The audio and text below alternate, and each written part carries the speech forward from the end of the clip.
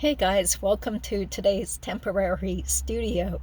Today is a quick run through of day 3 of more courtroom boredom. So the day started with Josh Dubin expressing concern that the names of some of the potential jurors were heard on camera. So the judge then decided that they were going to turn off the audio completely until after jury selection ends. But luckily, as you guys have probably heard, the jury has been selected, so that's a big relief. So much for their motion for a change of venue. So we should be able to actually watch some of the, or actually all of the action tomorrow with opening statements. And be sure to check out Katie Cool Lady's YouTube channel. She's been reporting directly from Tallahassee outside the courthouse. She reported that the defense named only 2 witnesses for their side, and those are attorneys Kristen Adelson and Gary Cohen.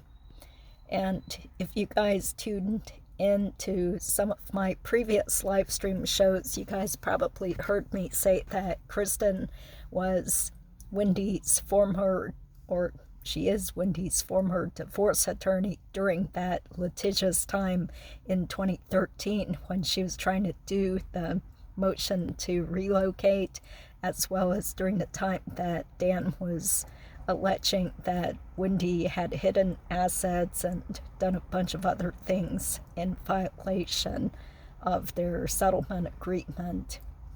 As for Gary Cohen, this person is believed to be a friend of Harvey's who had offered Wendy a job back in 2013 if she were able to relocate. And he also got involved, maybe possibly by amassing a bunch of emails between Wendy and Dan trying to get a restraining order, but I'm just paraphrasing what Lacasse said. Okay, so Katie also reported that the jury consultants seemed very aggressive, especially Ishmael and Dupin. So with Ratchbaum being there, kind of like sitting back, I think she was afraid that he might seem ineffective in comparison once these guys leave. So jury finally got selected around, say, like 4:30, 4:45 p.m. Really happy to hear about that. And I guess sort of the news, interesting news, which I spotlighted in a short video, is that Kate Myers was passing Postit Notes back and forth between Charlie, which is kind of funny because, you know, the audio was off, but the video, the camera was still on. So you could actually see one of the Postit notes she handed to Charlie, which said, let me read this, smart businessman, but total a-hole. Second line said, weave, blank, blank. Couldn't make out those words. The last line said, don't smile, ever.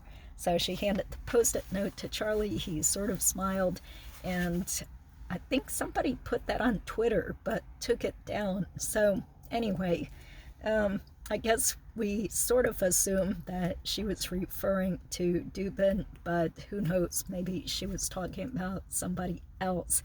So they definitely need to be careful since everybody is being captured on camera. So that's it.